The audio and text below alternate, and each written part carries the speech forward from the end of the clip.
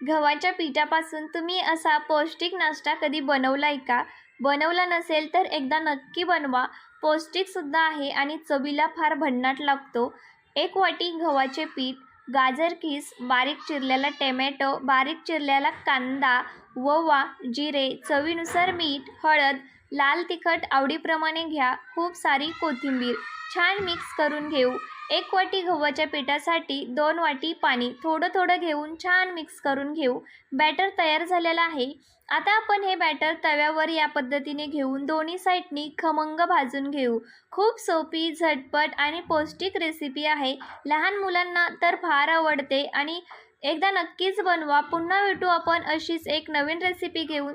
जर तुम्हाला ही रेसिपी आवडली तर आपल्या चॅनेलला नक्की सबस्क्राईब करा. आपल्या चॅनेलला सपोर्ट करायला विसरू नका. रेसिपीला लाईक करा. पुन्हा भेटू अशीच एक नवीन रेसिपी घेऊन. धन्यवाद.